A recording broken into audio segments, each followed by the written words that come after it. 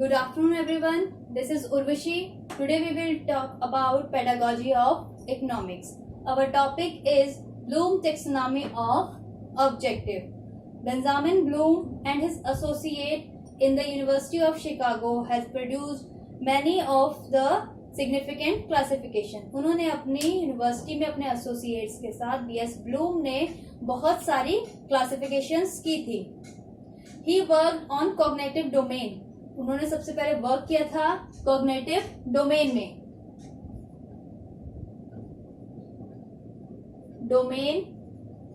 इन 1956 में.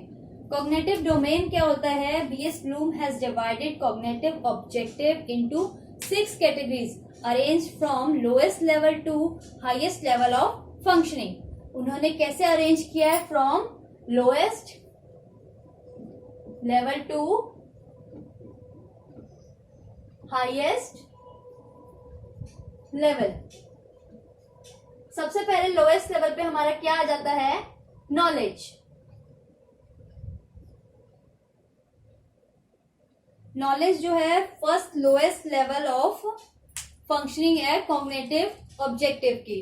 Teacher plan the situation for the learner to recall and recognise the traditional classification, theories, principles, criteria etcetera. Teacher recall करती है, recognise करती है, कैसे हमने लर्नर के लिए प्लान करती है कि कैसे लर्नर को हमने क्लासिफिकेशन, प्रिंसिपल, थ्योरीज सारी रिकॉग्नाइज करवानी है. सेकेंड आ जाता है हमारा कॉम्प्रीहेंशन.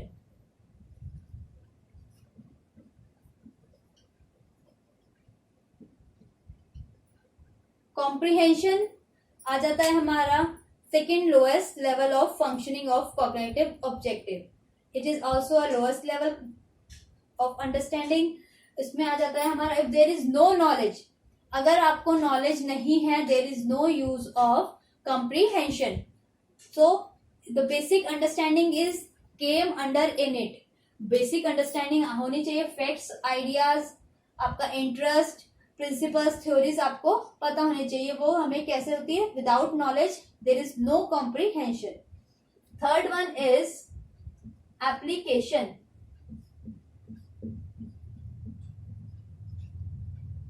हाउ वी अप्लाई अपने जो हमारे इंटरेस्ट हैं, वैल्यूज या बेसिक आइडियाज, फैक्ट्स हैं, हम उसे कैसे जनरलाइज करेंगे, कैसे अपने रूल्स के अकॉर्डिंग उसे कैसे न्यू आइडियाज में जनरलाइज करेंगे, डालेंगे.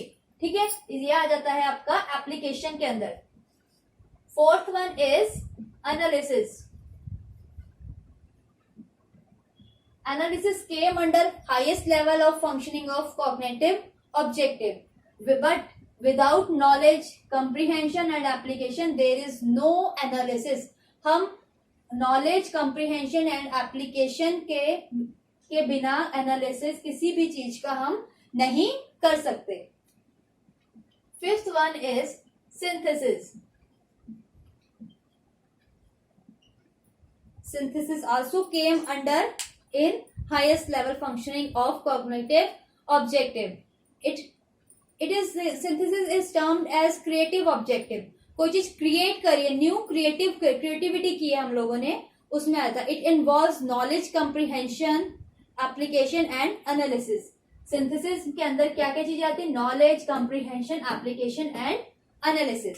विदाउट ऑल फोर, जैसे नॉलेज के बिना कॉम्प्रीहेंशन का कोई भी यूज है, वैसे ही एप्लीकेशन में भी नॉलेज और कॉम्प्रीहेंशन होनी चाहिए. फोर्थ आता है हमारा एनालिसिस. एनालिसिस में भी ये तीनों पॉइंट जरूरी हैं. सिंथेसिस में भी सेम है. Above 4 points are important. और लास्ट आ जाता है हमारा इवेल्युएशन.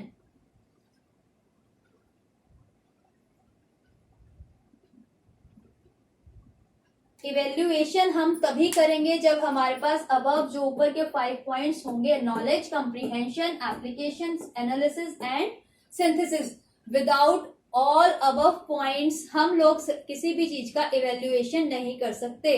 फॉर एग्जाम्पल, आप लोग एग्जाम देते हैं, आपके मार्क्स, आपके टोटल सब्जेक्ट्स 5 सब्जेक्ट्स हैं मान लीजिए, और आपने 5 ईच एग्जाम आपका 100 मार्क्स का है, तो टोटल हो गए 500. उसमें से आपने कितने मार्क्स सारे सब्जेक्ट्स में ऑब्टेन किए हैं, कितने लेकर आए हैं, कितने मार्क्स आए हैं आपके हर ईच सब्जेक्ट्स में, वो सारा टोटल करके हम लोग टोटल में से जितने मार्क्स आपके आए हैं वो सब डिवाइड करके आपका रिजल्ट ऑब्टेन करते हैं, निकालते हैं, इवेल्युएट करते हैं आपका रिजल्ट, तो उसे बोलते हैं इवेल्युएशन।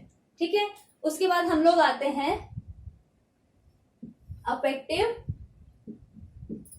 डोमेन पे।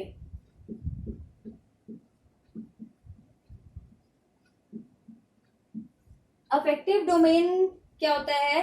It is concern with interest, emotions, appreciation, value should be consider in it. Affective domain में हमारे इमोशंस, हमारा interest, appreciation, value should be develop. Maximum affective domain of the people by affective objective. इसके अंदर affective of domain में भी हमारे सब points हैं 5। Number 1 is receiving.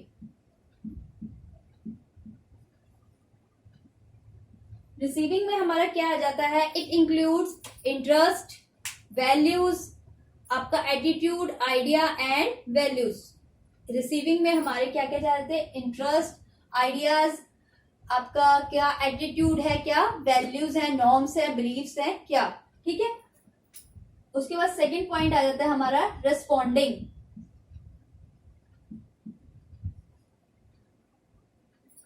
In responding, pupils are motivated to respond. Response जो pupil होते हैं हमारे, स्टूडेंट pupil होते हैं, लर्नर्स होते हैं हमारे, रिस्पॉन्ड करने के लिए मोटिवेट होते हैं। It is manifested in active behaviour like answering. Actively behave करते हैं, आंसरिंग करने में क्वेश्चंस का, डिस्कशंस में, सब चीज में एक्टिवली पार्टिसिपेट करते हैं। डिस्कशन, राइटिंग हो, कोई भी हो चीज हो, उसमें एक्टिवली रिस्पॉन्ड करते हैं। Third one is valuing. It depends upon receiving end responding. जो वैल्यूइंग होता है, थर्ड पॉइंट हमारा डिपेंड है खाली सिर्फ रिसीविंग एंड रिस्पॉन्डिंग में। All the support learners are supported to imbibe a definite value pattern toward different ideas, events and object। different ideas में, different objects में वो participate करता है towards the pattern, उसके according, pattern के according different ideas अपने देता है। ठीक है, fourth one is organization। कैसे सारी चीजें हमने ऑर्गेनाइज करनी है? In this category student provide some order to each value. सब चीजों को एक छोटी छोटी चीज में डिवाइड कर देते हैं, कैसे उनको ऑर्डर देते हैं। He encourage situations for which more than one value is needed. Finally this category of objective leads the student to form set a value structure of life. इसमें स्टूडेंट जो होते हैं हमारे ऑर्गेनाइज कर देते हैं कि एक वैल्यू को सेट कर देते हैं to organising.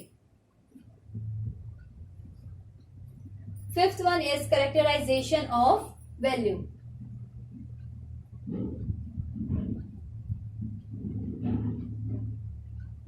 Characterisation of value, this is the last point of affective domain. In this level teacher characterize the knowledge of value system of people very easily। इस लेवल पे टीचर जो होती है उसको लर्नर का करेक्टर जो है बहुत इजिली वैल्यू कर लेती है, समझ लेती है कि कैसे स्टूडेंट है, बहुत ही आसानी से। ठीक है, उसके बाद जो हमारा थर्ड डोमेन आता है हमारा साइकोमोटर डोमेन। ठीक है, आपको विजिबल हो रहा होगा सभी को। इसमें क्या आता है हमारा training of student, physical activity and development of skill. इसमें हम स्टूडेंट को कैसी ट्रेनिंग दी जा रही है, उसकी फिजिकल एक्टिविटीज और स्किल्स को डेवलप किया जाता है। किसमें? साइकोमोटर डोमेन में। इसके कुछ पॉइंट्स है, मेन लेवल है इसके, वो मैं आप किसको बता रही हूँ। Number 1 is impulsive.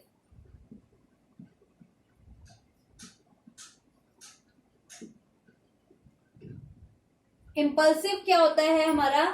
आवेगशील, मतलब to act suddenly without thinking. बिना सोचे समझने एकदम एक्ट कर दिया, बिना सोचे समझे कुछ भी कह दिया या बिना कुछ भी एकदम ध्यान दे दिया, मतलब रिएक्ट कर दिया बिना कुछ सोचे समझे। कोई टीचर ने आपको आगे कोई क्वेश्चन पूछा है लेकिन आपको समझ नहीं आया, कुछ भी बिना सोचे समझे आप बोले चले जा रहे हो, आपको नहीं पता, ठीक है, उसे कहते हैं impulsive. Second one is manipulation. Manipulation होता है जोड़ तोड़, कुछ जोड़ तोड़ के हमें कुछ बताना, कोई क्रिएटिविटी करनी, कुछ भी करनी जोड़ तोड़ के, ठीक है। Third one is control. Control आप सबको पता है, किसी चीज पे कंट्रोल करना। फोर्थ वन इज कोऑर्डिनेशन, किसी चीज के बीच कोऑर्डिनेशन करना, कोई भी दो पार्टनर्स हैं उनके अंदर कैसा कोऑर्डिनेशन है। जब वो कोई, जैसे फॉर एग्जांपल आप लोगों ने कोई स्पीच तैयार करी है, ग्रुप स्पीच है, 2 पर्सन्स की ग्रुप, उन लोगों का उसमें कोऑर्डिनेशन देखा जाता है कि कैसा उनका कोऑर्डिनेशन है। And fifth one is naturalisation.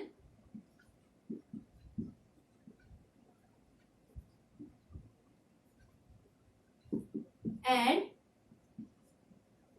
Habit formation, कैसे उसकी लर्नर की हैबिट फॉर्म होती है, कैसे आती है। और नेचुरलाइजेशन मीन्स समीकरण करना। और हैबिट फॉर्मेशन इज, हैबिट मतलब आदत, आपकी कैसे आदत गठन हो रही, कैसे आपकी आदतों को गठन हो रहा है, ठीक है। तो ये थे हमारे ब्लूम टेक्सोनॉमी ऑब्जेक्टिव के 3 domains. Hope you like it.